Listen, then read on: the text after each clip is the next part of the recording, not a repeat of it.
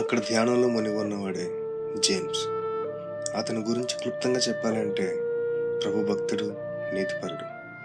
ఒక చిన్న అందమైన పూలతోట వేసుకుని దానితో జీవనం చేస్తున్నాడు. అతనికి అందమైన బుట్టలు అల్లే అలవాటు ఉంది. అతనికి నా అనేవాళ్ళు లోకంలో ఒక కూతురు తప్ప ఎవరూ లేరు. ఆ కూతురుతోనే తన ఆశలు, ఆనందాలు అల్లుకుంటూ బతుకుతున్నాడు. ప్రభువైన యేసులో జీవిస్తే ఆయన మూలంగా సృష్టిలో ఉన్న ప్రతి క్రియను ధ్యానించగలం. అలా ధ్యానించడానికి దేవుడే మనకు ఆధ్యాత్మిక నేతలు దయచేస్తాడు అంటూ ఉండేవాడు జేమ్స్.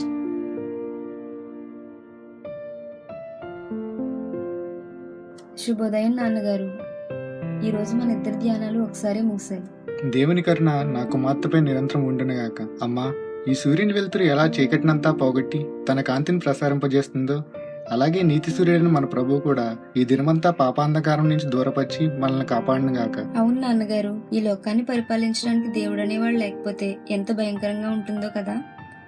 నాన్నగారు, దేవునికి మనం అంటే ఎంత ఇష్టమో అలాగే ఈ పూలంటే కూడా అంతే ఇష్టం కదూ. ఈ రోజు నాకు ఇష్టమైన లిల్లీ గులాబీ పూలు ఎక్కువ పూచాయి నాన్నగారు.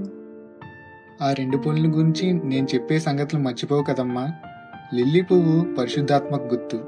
ఈ పువ్వు ముట్టగానే వాడిపోయినట్లు మన పరిశుద్ధ హృదయంలో కూడా ఏ దుర్మార్గం ప్రవేశించినా డాగు పడుతుంది. అయితే ఆ డాగును క్రీస్తు రక్తం ద్వారా తుడిచివేయగలం మరియా. నాన్నగారు, లిల్లీ పువ్వు పరిశుద్ధతకు గుర్తన్నారు, మరి గులాబీని గురించి మీ అభిప్రాయం ఏమిటి? గులాబీ పువ్వుకున్న అందం ప్రతి స్త్రీకి ఉండాలి, కానీ అది వాడిపోయినప్పుడు దాని సువాసన పోకుండా ఎలా ఉంటుందో ప్రతి క్రైస్తవుడు అలాగే ఉండాలి. నాన్న, చెట్టు నిండా పూలతో పూలదండలా కనిపించే అంజూరపు చెట్టు చూడండి. పూలన్నీ రాల్చేసి ఎంత బోడిగా ఉందో. దాన్ని చూస్తుంటే నాకు చాలా దిగులుగా ఉంది నాన్న. అది బాహ్యవేషానికి గుర్తమ్మా. నీవు కూడా ఇప్పుడు బతిగల బిడ్డగా కనిపించినను నీ భవిష్యత్తులో ఈ చెట్లు అయిపోతే నేను కూడా నిన్ను చూసి ఏడవలసి వస్తుందేమో అమ్మా. ఆ బాధతోనే చనిపోవలసి వస్తుందేమో అమ్మా. నేను అలా చెయ్యను నాన్నగారు. నేను ఏ శోధనలో పడకుండా దేవుడే నన్ను కాపాడుతాడు. నాన్నగారు, ఈ రోజు రాజకుమారి ఎమిలీ పుట్టినరోజు కదా, మీరు ఆ పూలగంప పూర్తి చేస్తే నేను వెళ్ళి ఇచ్చి వస్తాను. వెళ్ళనా నాన్న? గొప్ప వాళ్ళతో మనకు స్నేహం తగదమ్మా. వాళ్ళు క్రైస్తవులు కాకపోయినా నువ్వంటే దయగా ఉన్నారు. ఈ రోజు పుట్టినరోజు పండుగ కదమ్మా, నువ్వు వెళ్ళకపోతే బాధపడతారు. చిన్నప్పటి నుంచి రాజకుమారిని ఎత్తుకుని పెంచాను. ప్రభువుని నమ్మకపోయినా దైవభక్తి గలది. నా శుభాకాంక్షలు కూడా చెప్పిరమ్మా. త్వరగా వచ్చేయమ్మా. అలాగే నాన్నగారు, మీకు భోజనం తయారు చేసి వెళ్ళి ఇచ్చి వస్తాను. దేవుడే మీ స్నేహంను ఆశీర్వదించునుగాక.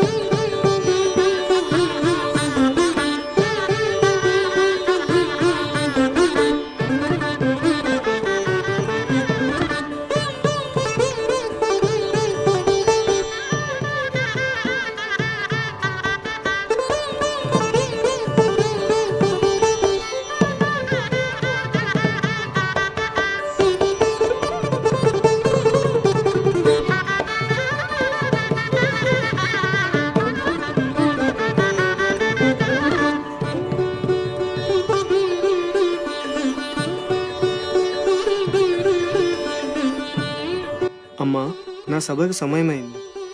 ఈ దినం మాకెంతో శుభదినం. నీవు మా కుమార్తెగా మమ్మల్ని ఎంతో ఆనందపరిచావు. నిన్ను చూసి మేము గర్విస్తున్నాము. విందు సమయంలో తిరిగి కలుసుకుందాం.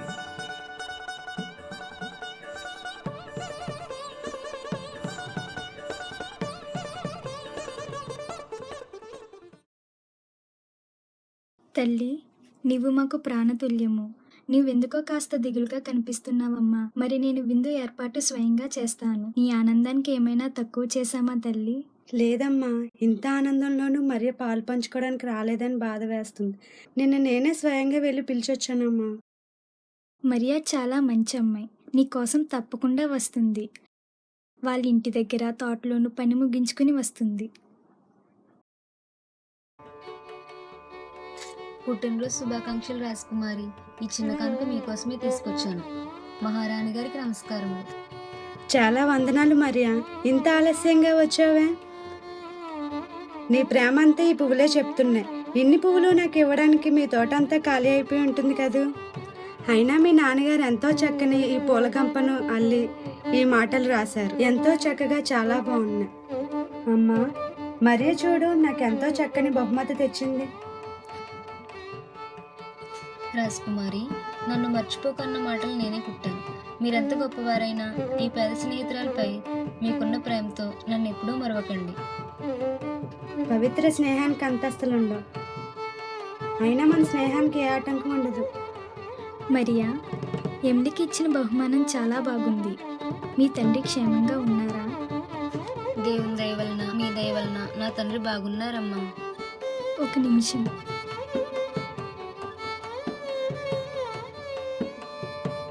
అమ్మా, మరియా నీ కోసం తెచ్చిన బహుమతి చాలా బాగుంది. తనకి ఏమైనా ఇస్తే బాగుంటుంది. అమ్మా, నా పట్టుబట్టలు ఇస్తే ఎలా ఉంటుంది? మరి మీరు ఒప్పుకుంటే నేను అవి ఇస్తానమ్మా. చాలా మంచి ఆలోచన అమ్మా, తప్పకుండా ఇద్దాం. మార్గరెట్, మార్గరెట్, వస్తున్నా అమ్మగారు. నువ్వు వెళ్ళి నా పట్టుబట్టలు తీసుకురా. ఎందుకమ్మా అవి? ఇప్పుడు వేసుకుంటారా? లేదు, అవి మరియకి ఇవ్వదలిచాను. ఏంటి, మరికి ఇవ్వడానికా? రాణిగారి మన సెలవిచ్చారా? ఏమిటి మితిమీరి మాట్లాడుతున్నా? నీవెవరో మర్చిపోయావా? వెళ్ళు, నేను చెప్పిన పని చేయి.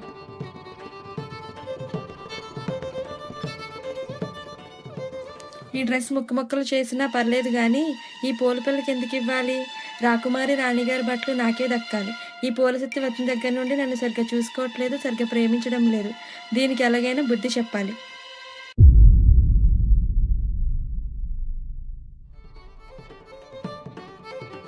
మరియా, ఈ రోజు ఎన్నో బహుమతులు వచ్చాయి కానీ నాకేవీ సంతోషంగా అనిపించలేదు. ఇదిగో నా ప్రేమ కానుక. ఇవి నువ్వు వేసుకున్నప్పుడల్లా నన్ను జ్ఞాపకం చేసుకో. మీ నాన్నగారికే పూలగంపకే వందనాలు చెప్పనని చెప్పు. అలాగే రాజకుమారి, ఇది నాకెంతో ప్రశస్తమైన బహుమతి. నన్ను నేను వెళ్ళొస్తాను. అలా కాదు, నాతో విందు భోజనం చేశాక వెళ్దు గాని. రాజకుమారి, మీ స్నేహం కొరకు ధన్యవాదాలు.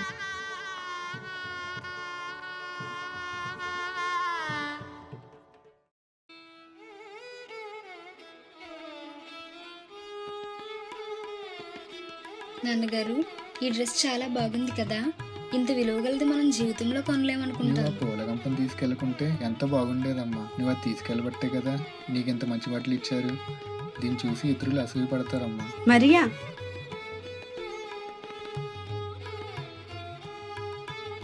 మరియా, మా అమ్మగారు వజ్రపొంగరం కనిపించడం లేదు. గదిలోకి నువ్వు తప్ప ఇతరులు ఎవరూ రాలేదు. దయచేసి నువ్వు తీసుంటది నాకు ఇచ్చే. మా అమ్మగారికి ఏదోటి సర్ది చెప్పుకుంటాను. ఏంటి, రాణిగారు ఉంగరమ్మా? అసలు నేను ఏ ఉంగరాన్ని చూడలేదు. మరియా, దయచేసి నిజం చెప్పు. ఆ వజ్రం ఖరీదు కొన్ని లక్షల రూపాయలు. ఇమిలి, ఆ ఉంగరం సంగతి నాకేం తెలీదు. ఇంతవరకు నాది కాని వస్తువులు నేను ఏది తీసుకోలేదు. కావాలంటే మా నాన్నగారిని అడుగు. మరియా, అంత వెలగని ఉంగరం దొంగిలిస్తే రాజు చట్ట ప్రకారం మరణశిక్ష విధిస్తారు కదమ్మా. పైగా దొంగలించకూడదనే దైవజ్ఞ కూడా జ్ఞాపకం చేసుకో అమ్మా. నిన్ను ఈ విధంగా అడగవలసిన రోజు వస్తుందా అమ్మా? నాన్న, మీరు కూడా నేను దొంగతనం చేశానని నమ్ముతున్నారా? నిజంగా నేను ఆ ఉంగరం చూడలేదు. నిజంగా తీయలేదు నాన్న. అమ్మా, నీ మాటలు నిజమేనని నేను నమ్ముతున్నాను. ఈ దయగల రాకుమారి నిన్ను నిరపరాధం చేయదలిచిన నీకు విరోధంగా ఉన్న సాక్ష్యం బలంగా ఉందమ్మా. కనుక ఆమె కూడా నేను రక్షించలేదు. కాబట్టి నిజం చెప్పు మరియా. అయ్యో నాన్న, ఇన్ని సంవత్సరాల నుండి ఒక పైసానా దొంగతనం చేశానా? ఇతరుల తోటలో నుండి ఒక పువ్వు గాని పండు గాని ఎప్పుడైనా కోసానా? నేను నిజంగా ఉంగరం తీయలేదు. నన్ను నమ్మండి. నేను ఎప్పుడైనా అబద్ధం చెప్పానా? ఎందుకు నాన్న నా మీద నీకు ఈ అనుమానం? అమ్మా, నువ్వు పాపంలో ఉండడం చూస్తే నాకు చాలా దుఃఖంగా ఉంది. నీ హృదయాన్ని చూసే దేవుని ఏట నువ్వు ఒకనాడు నిలబడవలసి వస్తుంది. కాబట్టి సత్యం చెప్తావా చెప్పవా? లేదు నాన్న, లేదు. నన్ను నమ్ము నాన్న. నేను నిజంగా ఉంగరం తీయలేదు. దేవుడే నా సాక్షి. ఆయన నా హృదయాన్ని పరిశీలిస్తున్నాడు. ఏదో ఒకనాడు నా నిర్దోషత్వం బయటపడుతుంది నాన్న.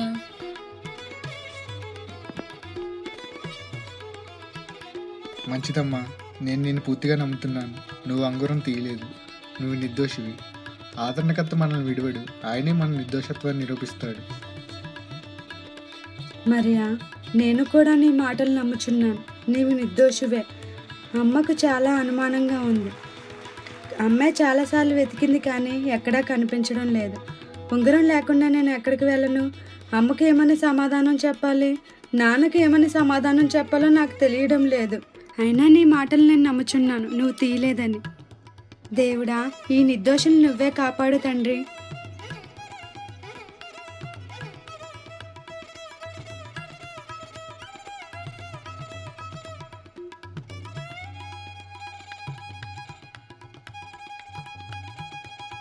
నాన్న, నేను నిజంగా ఉంగరం తీయలేదు నాన్న, నన్ను నమ్ము నాన్న. నీవు నిజంగా నిరపరాధివి. నీ హృదయంలో అటువంటి వాడికి చోటే లేదమ్మా. నిజంగా నేను నిన్ను నమ్ముతున్నానమ్మా. నాన్న, నాకు చాలా భయం వేస్తుంది నాన్న. ఇది చివరికి ఏమవుతుందో. ఏదేమైనా శ్రమలన్నీ నా ఒకదానికి వస్తే భరిస్తాను, కానీ నీవు కూడా నాతో అనుభవించాల్సి వస్తే నేనేమాత్రం తట్టుకోలేను నాన్న. తల్లి, నువ్వు మాత్రం ప్రభునందు గట్టి నమ్మకం కలిగి ఉండమ్మా. భయపడకు. దేవుని సేవ లేకుండా మనకేమీ సంభవించదు. నిన్ను అడిగే ప్రశ్నలన్నిటికీ ధైర్యంగా జవాబు చెప్పమ్మా. సత్యం తప్ప మరేం చెప్పకమ్మా. దేవుడే మనకు దిక్కు. నాన్న, రాత్రింబవళ్ళు కష్టపడి పనిచేసి పెంచిన ఈ తోటకు దిక్కేవారు నాన్న. ఏ క్షణంలో ఏమవుతుందో తెలియదు కదూ. నాకు చాలా భయం వేస్తుంది నాన్న.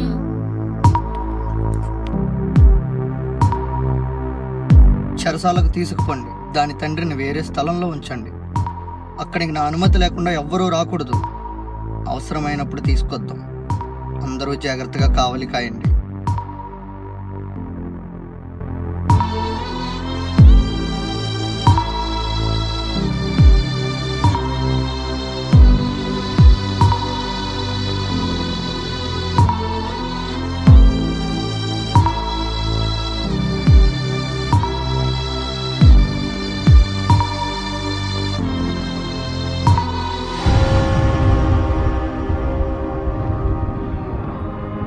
దోషిని ప్రవేశపెట్టండి.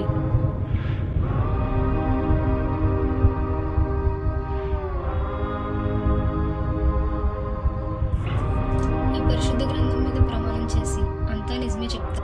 నీ పేరేమిటి? మరియా అండి. నీ తండ్రి పేరు? జేమ్స్. నీవు రాజమందిరానికి చివరిసారిగా ఎప్పుడు వెళ్ళావు? నిన్న ఉదయం వెళ్ళానండి. నీవు రాణిగారి గదిలో ఒంటరిగా ఉన్నావా? రాజకుమారి గారు బయటకు వెళ్ళినప్పుడు కొన్ని నిమిషాలు ఒంటరిగా ఉన్నానండి. నీవు తప్ప ఆ ఉంగరం ఎవరూ తీయలేదు. నీవు రాజుగారి గదిలో నుండి వచ్చిన తర్వాత ఆ ఉంగరం కనిపించలేదు గనక ఆ ఉంగరం ఎక్కడ పెట్టావో చెప్పు. నేను నిజంగా ఉంగరం తీయలేదు. అసలు ఆ ఉంగరం ఎలా ఉంటుందో నేను చూడలేదమ్మా. నిజం చెప్పు. సత్యం చెప్తే శిక్ష తగ్గుతుంది. నేను చెప్పిందే సత్యమండి. మీరు నాకు ఏ శిక్ష విధించినా సిద్ధంగా ఉన్నాను, కానీ నేను ఆ ఉంగరాన్ని చూడలేదు, తీయలేదు. నీవు ఆ ఉంగరం చూసావని దాన్ని తీసుకెళ్లావని నిరూపించడానికి మా దగ్గర సాక్ష్యాధారాలున్నాయి. ఇప్పుడేమంటావు? నిజం ఒప్పుకుంటావా లేదా? చిత్తగించండి, నేను చెప్పిందే నిజమండి. నాకు వ్యతిరేకంగా ఎవరేం చెప్పినా అది అబద్ధ సాక్ష్యమేనండి. సాక్షిని ప్రవేశపెట్టండి. మార్గరెట్, ఈ మాటలు నాతో చెప్పు. ఈ పరిశుద్ధ గ్రంథం మీద చేయవేసి ప్రమాణం చేయుచున్నాను. నేను చెప్పినది సత్యమేనని, నేను చెప్పేదంతా సత్యమేనని, దీనిని దేంతో కలపలేదని, ఒకవేళ అబద్ధం చెప్పినచో అందులోని శాపములన్నీ నా మీదకు వచ్చినని ఒప్పుకొనిచున్నాను.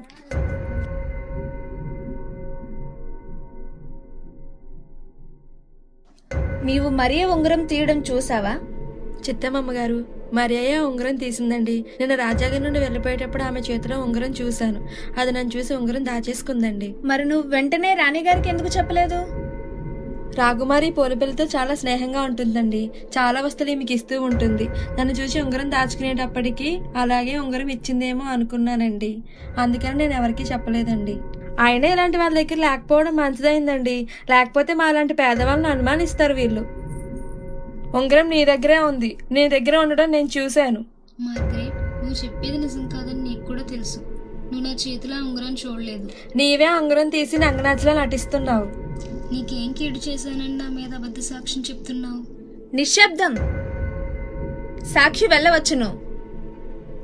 మరియా, ఇప్పుడు నీవు దొంగవని రుజువైంది కదా. నీ చేతిలో ఉంగరం చూసిన వారి సాక్ష్యం నువ్వు విన్నావు. ఇప్పుడేమంటావు? దాన్ని ఎక్కడ దాచావో చెప్పు. అమ్మా, నేను దాన్ని ఎక్కడా దాచలేదు, చూడలేదు, దొంగిలించలేదు. నన్ను నమ్మండి అమ్మా. సత్యం మంచి మాటలతో బయటకు రాదు. తీసుకువెళ్ళండి. మన దేశ ఆచార ప్రకారం దాన్ని కొరడాలతో కొట్టి తీసుకురండి. దీని తండ్రిని ప్రవేశపెట్టండి.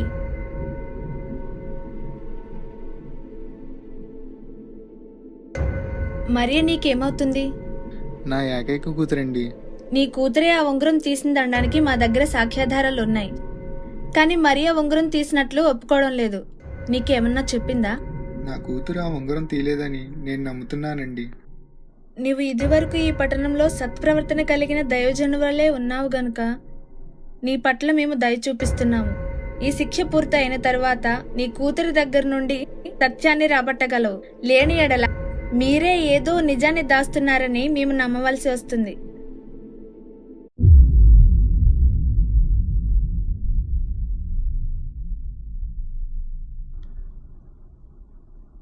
మరియా, నీతో సత్యం చెప్పించడానికి జడ్జి గారు నాకు ఈ సమయాన్ని ఇచ్చారమ్మా.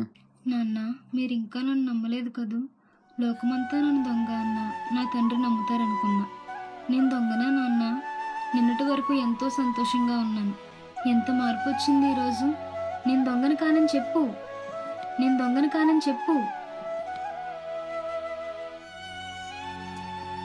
నన్ను కొట్టిన దెబ్బల కంటే మీ అనుమానము మౌనము నన్ను చిత్రహింస చేస్తున్నాయి. నేను దొంగను కానని మీరైనా నమ్మండి నాన్న. కంగారు పడకమ్మా, నేను నిన్ను నమ్ముతున్నాను తల్లి. నేను నిన్ను అనుమాత్రం కూడా అనుమానించడం లేదమ్మా. నాన్న, నన్ను ఎన్ని బాధలు పెట్టినా భరిస్తాను, కానీ మీకేమైనా అయితే మాత్రం నేను భరించలేను నాన్న. అయినా నాకు ఒక విధంగా సంతోషంగానే ఉంది. ఎందుకంటే నేను దేవుని దగ్గరికి వెళ్తాను, అమ్మని చూస్తాను. దేవుడు నీకు ఆదరణ ఇచ్చి ధైర్యపరిచారు. నిన్ను విడిచి జీవించడం ఊహించడానికి కూడా చేత కావడం లేదమ్మా. ప్రభువా, నా దగ్గర నుండి గొప్ప బలిని అడుగుతున్నావు. దేవా, నీ చిత్తం నెరవేరును గాక. ప్రభు, నువ్వు కోరిన బలిని మనపూర్వకంగా ఇస్తున్నాను. తల్లి, నువ్వు కూడా ఈ విధంగా సమర్పించుకో. ఈ శ్రమలు పడే కన్నా మరణించడమే మంచిదమ్మా.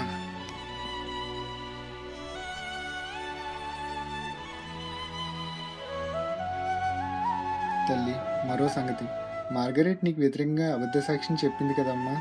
దాని మాటల వలన నీకు మరణశిక్ష కలుగుతుంది. నువ్వు చనిపోకముందు ఆమెను సంపూర్ణంగా క్షమించాలమ్మా. నీ రక్షకుడు తను చంపిన వారిని క్షమించినట్టు నువ్వు కూడా క్షమించమ్మా. నేను ఆమెను క్షమించాను నాన్న. దేవుడు ఆమెకు మారు మనసు దయచేయను గాక. నీ సమయం అయిపోయింది. నాన్న, నిన్ను మళ్ళీ కలుసుకొనిస్తారా నాన్న? అమ్మా, ధైర్యంగా ఉండు. ఆయనే నీకు దిక్కు. ఇది చివరిసారి చూడడమే కానీ నువ్వు వెళ్ళిపోయాక నేను చాలా కాలం బ్రతకనమ్మా. ఈ కేసు చాలా క్లిష్టంగా ఉంది. మరీ నిర్దోషి అని నేను నమ్ముతున్నాను. రాజుగారు, రాణిగారు కూడా మరీ నిర్దోషి అని చూపించాలని ప్రయత్నించి విఫలులయ్యారు. రాజపుత్రిక ఎమిలీ కన్నీరు మున్నీరుగా దుఃఖిస్తుంది. కానీ ఈ మార్గరెట్ మాత్రం తను పట్టిన కుందేలకు 3 కాళ్ళు అన్నట్లు చెప్తుంది. ఏం చేయాలి? జడ్జి గారు, అసలు ఈ పూలు అమ్ముకునేదానికి రాజపుత్రితో స్నేహం ఏంటి? అంతస్తుకు మించిన స్నేహాలు చేస్తే ఇలాంటి ముప్పు తప్ప ఇంకేమీ ఉండదు. ఈ ముసలివాడు చాలా మంచి నీతిమంతుడిగా పేరు పొందాడు. పులివలే బ్రతికి కుక్కవలే చచ్చాడన్నట్టుంది. అయినా అసలు సాక్ష్యం చెప్పిందే తీసి మరీ మీదకు తోస్తుందేమో. అది తీసిందని చెప్పే సాక్ష్యం లేదుగా. పైగా మరియ ఒంటరిగా గదిలో నుండి వచ్చింది. ఆ తర్వాత ఉంగరం పోయినట్లు కనుగొన్నారు. నిజంగా వాళ్ళ నిర్దోషులైతే దేవుడే వారికి దయ చూపునుగాక. నా కూతురు నిరపరాధి. ప్రమాణపూర్వకంగా చెప్తున్నాను మహాప్రభు, దయ చూపండి. నీవు కూడా సత్యం చెప్పించలేదా? అంటే మీరిద్దరు కలిసి చేసిన పనన్నమాట ఇది. తమరు ఆ విధంగా తలంచితే మేమేం చెప్పగలమమ్మా. దేవుడే మాకు దిక్కు. సత్యం బయటపడాలి అంటే చివరికి ఒకే ఒక్క ఆయుధం ఉంది. మరియను కొట్టి లాభం లేదు. తన కళ్ళ ముందే తన ముసలి తండ్రిని చిత్రవద చేస్తే సత్యం చెప్పించగలము.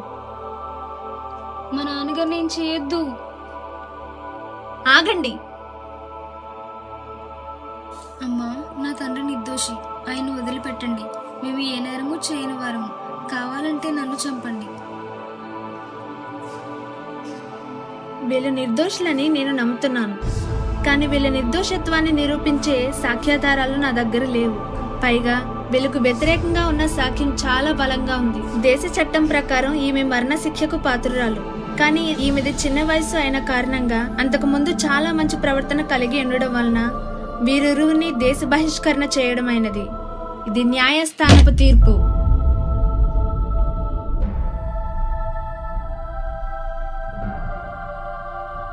మరియా, మరియా, అమ్మ మరియా, లే అమ్మా.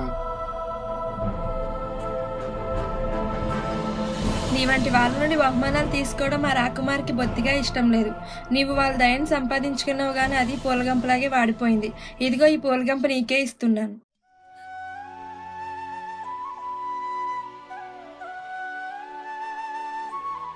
జేమ్స్ మరియా తమ స్వదేశాన్ని విడిచిపెట్టారు. మార్గం మధ్యలో ఒక స్నేహితుడు కొద్ది డబ్బునిచ్చి వాదొచ్చాడు. ప్రయాణం చేస్తూ పని కొరకు అడుక్కుంటూ తిరిగాడు. కానీ పని దొరకనందున భిక్ష ఎత్తాల్సి వచ్చింది. ఒక్కొక్క చోట అది కూడా కరువైంది. ఒక్కొక్కరు తలుపులు మూసుకున్నారు, మరికొందరు కఠినంగా మాట్లాడారు, ఇంకా కొందరు తిడుతూనే అంత చెద్దన్నం పడేశారు. మరియాను హేళన చేశారు. ఆ అన్నం తిని కాలువలో నీరు తాగి సంతృప్తి చెందారు. చివరకు వ్యవసాయదారులైన వృద్ధ దంపతులు వారిని చేర్చుకొని ఆతిథ్యం ఇచ్చారు. ఈ కష్టాలన్నీ జేమ్స్ను క్షయరోగిగా మార్చాయి. అమ్మా, అమ్మా, అమ్మా మరియా, అమ్మా, నా దినాలు దగ్గర పడ్డాయి. ఈరోజు ఆఖరి రోజు అనిపిస్తుందమ్మా. నువ్వు ధైర్యంగా ఉండాలి. అమ్మా, కొంచెం మంచినీళ్ళు ఇవ్వమ్మా. నాన్న అలా మాట్లాడుకు. సుఖంగా ఉన్న నీవు కష్టాలు పెనుగాలికి ఇలా అయిపోయావు. నీవు బాగవుతావు నాన్న. నువ్వు మళ్ళీ లేచి తిరుగుతావు నాన్న. లేదు తల్లి, నువ్వు అందరిని ఆశలు పెట్టుకోకమ్మా. మరణం మనల్ని ఈ లోకం నుండి తీసుకుపోయి పరలోకంలో నాడుతుంది. క్రైస్తవునికి మరణం భయంకరం కాదమ్మా, అది చెప్పలేని ఆనందాన్ని ఇస్తుంది. అన్నట్లు పాస్టర్ గారికి కబురు పంపించావా అమ్మా? ఆయన ఒక అరగంటలో వస్తానన్నారు నాన్న. అరగంట అయింది కదా, వస్తూ ఉంటారు. అమ్మా, నన్ను ఎత్తి కూర్చోబెట్టి నాకు ఆ బైబిల్ చేతికి ఇవ్వమ్మా. నీ కొరకు చివరి ప్రార్థన చేస్తాను.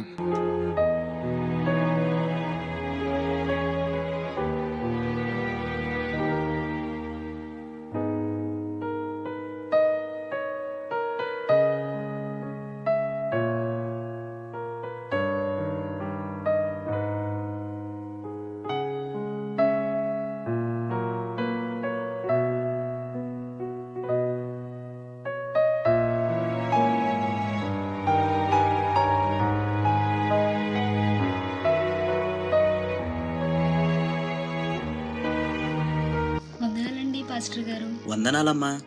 సహోదరా, ఇప్పుడు ఎలా ఉంది? పాస్టర్ గారికి నమస్కారం. నాకు సమయం అయిపోయిందండి, సెలవు ఇప్పించండి. ప్రార్థన చేస్తారా? మీరలా అధైర్యపడకండి. ప్రభువు చిత్తమైతే ఆయన మిమ్మల్ని నయం చేస్తారు. ప్రభు నన్ను తన సన్నిధిని పిలుచుకుంటున్నాడండి. నేను వెళ్ళుటకు సిద్ధంగా ఉన్నాను. అమ్మా, మనకి ఈ స్థలాన్ని ఇచ్చిన వాళ్ళని కూడా పిలవమ్మా. జేమ్స్, అలా ఉన్నావేంటి? నాన్నగారు వెళ్ళిపోయే సమయం అయిందంటున్నారండి. మీరు నన్ను ఎంతగానో ఆదరించారు, మీకు వందనాలు. నా కూతురికి కూడా మీరే దిక్కండి. నీకెందుకు జేమ్స్, మేమందరం ఉన్నాం కదా. మీరేమీ కంగారు పడకండి, మరియని మేము చూసుకుంటాం. మరియా, ఓ మరియా, పొయ్యి మీద అన్నం పెట్టానన్న జ్ఞాపకం కూడా లేదు. మీ నాన్న దగ్గరికి వెళ్ళి వస్తానని ఇంతసేపా? మా నాన్నగారికి అస్సలు బాగాలేదండి, అందుకే ఇక్కడే ఉండిపోయాను. అమ్మా, ఈ రోజు మరియకు సెలవిప్పించండి. వాళ్ళ నాన్నగారు చివరి దశలో ఉన్నట్టున్నారు. అమ్మా, నా కూతుర్ని ఒక చెల్లెల్లా చూడమ్మా. మేము కూడా ఒకనాడు బాగా బ్రతికిన వారమే అమ్మా. మీ అమ్మాయి విషయంలో భయం ఏం లేదండి, మేము అందరం ఉన్నాం కదా. అవునండి, మేము చూసుకుంటాం. దేవుడు నిన్ను దీవిస్తాడు తల్లి. అమ్మా, నీకు ఈ బైబిల్ ఆశీర్వాదం తప్ప ఇంకేమీ ఇవ్వలేనమ్మా. నువ్వు ఒక బేద తండ్రి కుమార్తెవమ్మా. పాస్టర్ గారు, చాలా నీరసంగా ఉందండి, ప్రార్థన చేస్తారా? తప్పకుండా. కీర్తనలు 116వ అధ్యాయం 15వ వచనం ప్రకారం, యెహోవా భక్తుల మరణము ఆయన దృష్టికి విలువగలది. తన బిడ్డలు తన యొద్దకు వచ్చుటకు ఈ లోకంలో మనము ప్రేమించువాని కంటే ఆయన కూడా మనలను ప్రేమించు నిరంతరం ఎదురు చూస్తూ ఉన్నారు. ప్రార్థన చేసుకుందాం.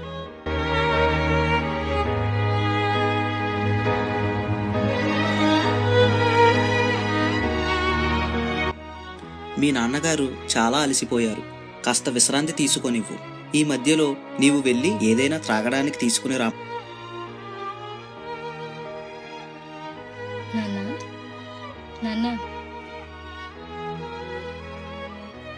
నాన్న, నాన్న, నాన్న నాన్న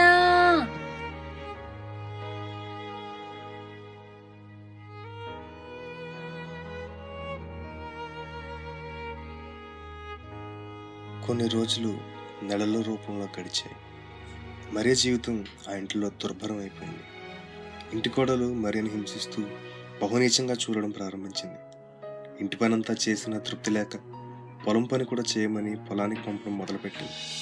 కానీ అంతటిలో ఆమె అక్కను తీరలేదు. మరియని ఎలాగైనా ఇంటి నుండి వెళ్ళగొట్టాలని నిర్ణయించుకున్నది. మరియు కోడలు చెప్పిన పనులన్నీ జాగ్రత్తగా చేసేది. సమయం దొరికినప్పుడు తండ్రి సమాధి వద్దకు వెళ్ళి ఏడుస్తూ ఉండేది.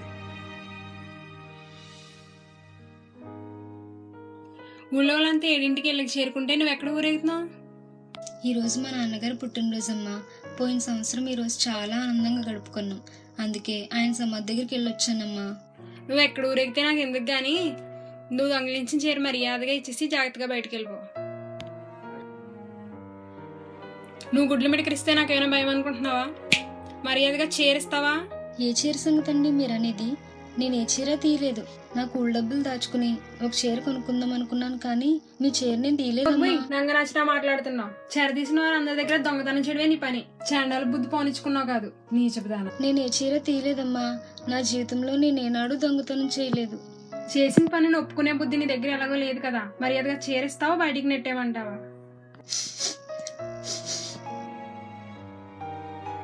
ఏమిటి ఈ గోలంతా? ఎవరిని నెట్టేస్తానంటున్నావు? ఏమిటి గోలంటావేంటి? నన్ను అడగకపోతే నంగనాచిలా గొడ్లప్పుకుని చూస్తుంది కదా, దాన్ని అడుగు.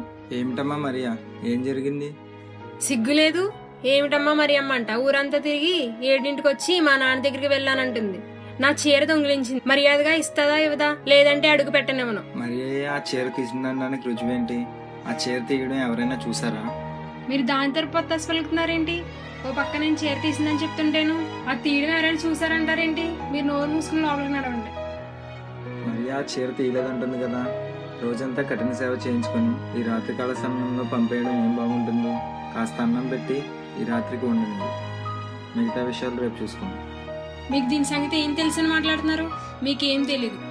మాట్లాడుకున్నా లోపలికి నడవండి. హే, నిన్నే చేరేస్తావా బయటికి పోతావా? అనవసరంగా ఇంతసేపు నిలబడుతున్నావు ఎందుకు? కానీ ఏదో ఒకటి తేల్చి చెప్పు. అమ్మా, నేను ఏ చీర తీయలేదు. ఈ రాత్రి ఇక్కడ తలవాల్చుకొని రేపొద్దున ఎక్కడికైనా వెళ్ళిపోతానమ్మా. దొంగ మొగమా, నిన్ను రాత్రి ఇక్కడ ఉండనీయడమా? బయటికి పో పో.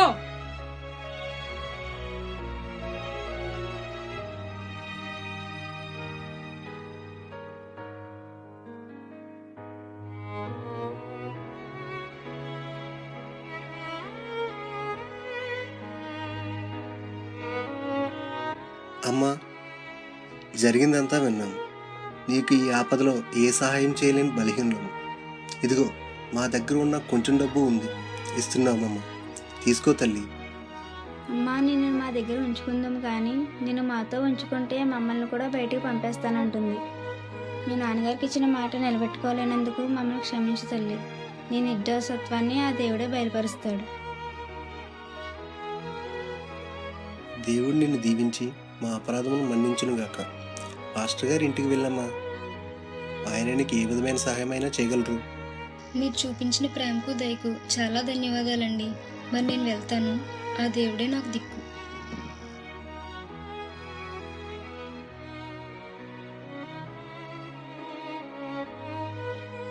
నిర్దోషి దోషిగా నిర్ణయించబడింది. సత్యంతో జీవించి జీవితంలో దుర్భరమైన బాధలను భరిస్తుంది. ప్రజలంతా గాఢ నిద్రకు ఉపక్రమిస్తుంటే ఏ నీడ లేక ఏ తోడు లేక తనకు ప్రాణప్రదమైన ఆ సమాధి వద్దకు నడుస్తుంది ఆ అనాథ.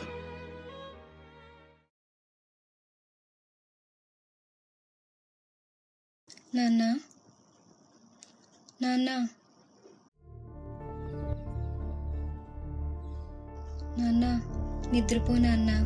ఈ అభాగ్యురాలు కష్టాలు చూడకు. వద్దు వద్దు, లేవకు.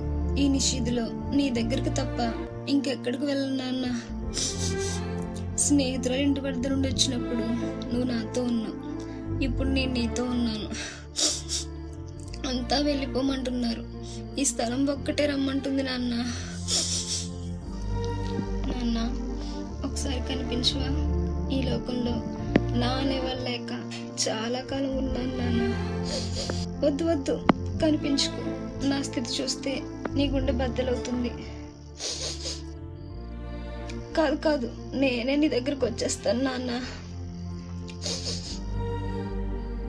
ప్రభు, నా మీద దయతలుచువా. నన్ను ఈ లోకంలో నుండి నీ సన్నిధికి తీసుకో ప్రభు.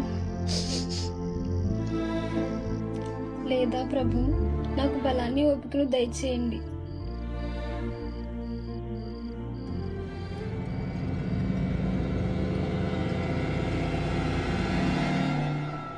అదిగో మరియా.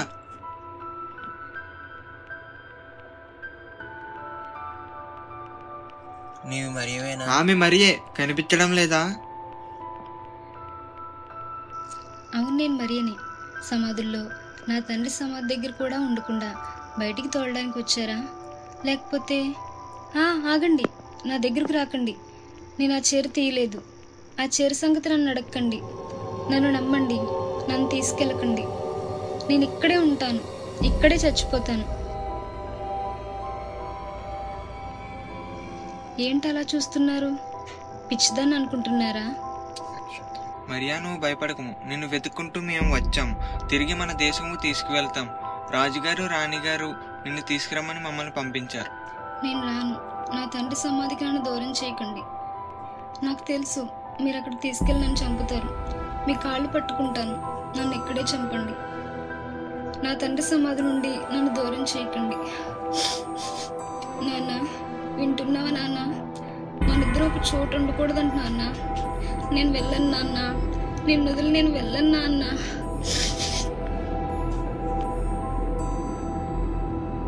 ఒరే రారా వెళ్దాం. మరియా కాదు, ఒకవేళ పిచ్చిదేమో, లేకపోతే దయ్యమో. రే, కథ అడ్డం తిరిగిందేమో, పిచ్చిదైపోయిందేమో. వెళ్ళి రాకుమార్కి చెప్పి తీసుకొద్దాం.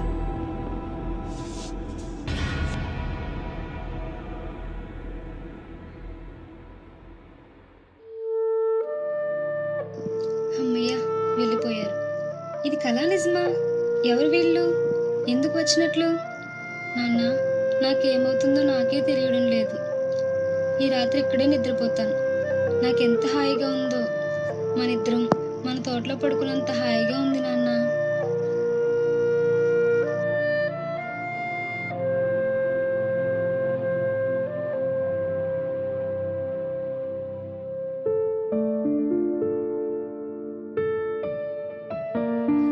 రాజకుమారి, అదిగో మరియా. మరియా, మరియా.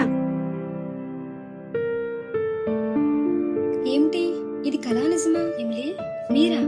రాజకుమారేనా? నిజమేనా? కళ కాదు కదా? మీరెలా వచ్చారు? ఎక్కడి నుండి వచ్చారు? ఈ రాత్రి సమయంలో ఇలా ఎందుకు వచ్చారు? అసలు నేను ఇక్కడ ఉన్నట్లు మీకు ఎలా తెలుసు? రాజకుమారి, మీరు క్షేమంగా ఉన్నారా? అబ్బబ్బా మరియా, ఇన్ని ప్రశ్నలు ఒకేసారి అడిగేస్తే ఎలా? ఒక్కొక్కటి నెమ్మదిగా అడిగితే నేను చెప్పగలను. సరే, ఇక్కడికి ఎందుకు వచ్చానో తెలుసా? నీకోసమే. ఇదిగో పాద్రి గారు కూడా వచ్చారు చూడు. పాదిరి గారు కూడా వచ్చారా? ఇది నమ్మలేకపోతున్నాను. మరియా, నీకు కష్టం వచ్చినప్పుడు నీవు నా దగ్గరకు రాకుండా ఇంత రాత్రి సమయంలో ఈ సమాధుల స్థలానికి ఎందుకు వచ్చావు? నా మీద నీకు నమ్మకం లేదా? క్షమించండి పాదిరి గారు. ఇంటి కోడలు వెళ్ళిపోమన్నాక ఎక్కడికి వెళ్ళాలో అర్థం కాలేదు. ఇక్కడికి వచ్చాను. నా మనసుకు కావాల్సిన ప్రశాంతత ఇక్కడే దొరుకుతుందనుకున్నాను. మరియా, మార్గరేట్ ఈ పూలగంపను నువ్వు శృభ తప్పి పడిపోయినప్పుడు విసిరేసిందని తెలిసి చాలా బాధపడ్డాను. అయినా ఈ పూలగంపే మన స్నేహాన్ని కాపాడింది. మార్గరేట్ నీ క్షమాపణ కోరుతూ చాలా హీనంగా చనిపోయింది. అయ్యో, మార్గరెట్ చనిపోయిందా? అసలు ఉంగరం దొరికిందా? ఎవరు తీశారు రాజకుమారి? ఉంగరాన్ని మానవులు ఎవరూ తీయలేదు మరియా. దాన్ని కాకులు తీసుకెళ్లి వాటి గూట్లో పెట్టుకున్నాయి. కొన్ని నెలల క్రితం గాలి వానకు ఒక చెట్టు పడిపోయింది. తమ్ముళ్ళందరూ గూడు చూద్దామని వెళ్తే ఆ గూట్లో ఉంది ఉంగరం. అప్పుడు మార్గరేట్ అక్కడే ఉంది. దాన్ని నిలదీసి అడిగితే తప్పొప్పుకుంది. అప్పటి నుంచి నీ కోసం ఎదురు చూస్తూ ఉన్నాం. మహారాజు గారు రాణిగారు మన కోసం ఎదురు చూస్తూ ఉంటారు. రా, ఇక వెళ్దాం. ఎక్కడికి రాకుమారి రమ్మంటున్నారు? నాకు లోకంలో అతి ప్రియమైన స్థలం ఇది ఒకటే. దీని వదిలి నేను ఎక్కడికి రాను. మరియా, మమ్మల్ని క్షమించలేకపోతున్నావు కదా, అందుకే రానంటున్నావు. మరియా, నీ తండ్రి సమాధి స్థలాన్ని మేము జాగ్రత్తగా ఉంచుతాము. నీవు రాజకుమారితో కలిసి వెళ్ళమ్మా. చెప్పలేనన్ని కష్టాలు పడ్డావు. దేవుడు నీకు తోడుగా ఉండబట్టే వీటన్నిటిలో నుండి విజయవంతంగా బయటకు వచ్చావు. నీవు దేవుని బిడ్డవు తల్లి. ఆయన నిన్ను బహుగా దీవించునుగాక. రాకుమారి, మిమ్మల్ని నేను క్షమించడం ఏంటి? మీరు నా పట్ల ఎంతో ప్రేమ చూపించారు. మీకు నా మీద ప్రేమ లేకపోతే ఇక్కడికి ఎందుకు వస్తారు? మీరు చూపించిన ఈ దయకి నేను రుణం తీర్చుకోలేను. మరియా, మీ నాన్నగారి సమాధి పాలరాతితో కట్టేద్దాం. ఈ పూలగంపను కూడా దాని మీద చిత్రిద్దాం, సరేనా? ఇంత రాత్రి అయింది, ఇక్కడ ఉండడం మంచిది కాదు. అమ్మగారు నాన్నగారు మన కోసం కంగారు పడుతూ ఉంటారు. పాద్రి గారండి, జేమ్స్ గారికి ఆ సమాధి కట్టించడం మీ వంతు. ఇదంతా పూర్తయిన తర్వాత మేము మళ్ళీ వస్తాం. మరియా, రా వెళ్దాం. నాన్న ప్రత్యక్షంగా మనిషిలా కనబడకపోయినా ఆయన ఇక్కడ ఉన్నంత తృప్తిగా ఉంది. ఆయన ప్రార్థనలు నేటికి నెరవేరాయి. రాకుమారి, మీ ప్రేమకు ధన్యవాదాలు. ఆ పూలగంప ఇలా ఇవ్వండి, నేను పట్టుకుంటాను. ఈ పూలగంప నాది మరియా. ఇంతకాలం దీన్ని ఎప్పుడు చూస్తానా అని కళ్ళు కన్నాను. ఇచ్చింది తీసుకోకూడదు సుమా. ఈ పూలగంపే మన స్నేహాన్ని కాపాడింది. ఇక నుంచి నువ్వు ఈ పూలగంప రాజమందిరంలో నివాసం చేయాలి, సరేనా? రా వెళ్దాం మరియా.